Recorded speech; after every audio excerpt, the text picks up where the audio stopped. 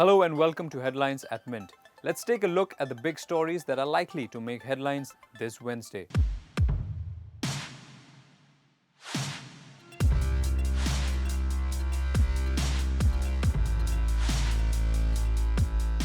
Starting with markets, which could see the impact of earning announcements by Larsen & Toubro and FMCG powerhouse Hindustan Unilever after trading hours on Tuesday. Engineering and construction major L&T reported a 21% year-on-year rise in consolidated net profit at Rs 1,472.58 crore for the June quarter.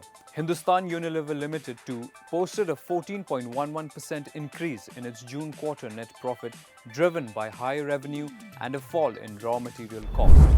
Meanwhile, benchmark indices closed lower for the fourth straight session on Tuesday, dragged down by banking and auto stocks. Sensex slipped 48.39 points to close at 37,982.74, while Nifty shed 15.20 points to end at 11,331. The major companies which will announce June quarter earnings on Wednesday are Bharti Infratel, Asian Paints, Canara Bank, ICICI Prudential, IDFC First Bank and Oberoi Realty, among others. The Central Board of Direct Taxes on Wednesday is kicking off a country-wide taxpayer e-assistance campaign wherein camps will be organized to help taxpayers in e-filing of their returns. This comes a day after CBDT extended the due date for filing of income tax returns from July 31, 2019 to 31 August 2019. The extension comes as much-needed relief as there were multiple problems being faced by individuals in filing returns by July 31st. And in world news, former US Special Counsel Robert Mueller is set to testify before the US Congress on the results of his inquiry into alleged Russian interference in the 2016 US election. Mueller's 448-page report documents extensive contacts between the Trump campaign and Russians, including attempts to cooperate or collude. He also lays out 10 instances when Trump allegedly tried to obstruct the investigation. Ahead of the highly anticipated testimony, the US president called the probe a biased witch hunt. In a major restructuring of its expansion plans in India, Suzuki Motor Co., the parent company of Maruti Suzuki India Limited, is planning to put a lid on the expansion plan of its manufacturing capacity in Gujarat. Instead of manufacturing the planned 1.5 million units, the company will manufacture only 7.5 lakh vehicles here. Lack of skilled manpower and proper infrastructure around are some of the reasons behind it. Let's take a look at the other top headlines this morning. The International Monetary Fund has revised downward India's growth forecast for 2019-20 by 30 basis points to 7%.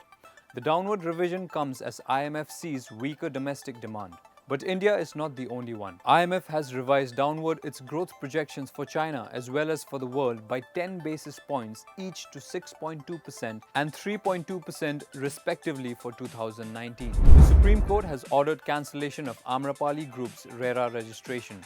The Apex Court also directed the ED to register a money laundering case against the Amrapli Group and its directors and conduct a detailed investigation into the diversion of home buyers' money by the company. Anand Piramal of the business conglomerate Piramal Group has made an undisclosed investment in online marketplace Snapdeal. This comes just a week after the company announced that it has trimmed its losses significantly for the fiscal year 2018-19. This marks a new investment into Snapdeal after its last infusion in 2017 by existing investor Nexus Venture Partners. Former London Mayor Boris Johnson has been elected leader of the ruling Conservative Party and will replace Theresa May as the British Prime Minister. Theresa May will formally step down before Queen Elizabeth on Wednesday. Johnson will then be invited to Buckingham Palace and will return to Downing Street as Prime Minister. Remember, Johnson has promised to leave the European Union on October 31st with or without a deal.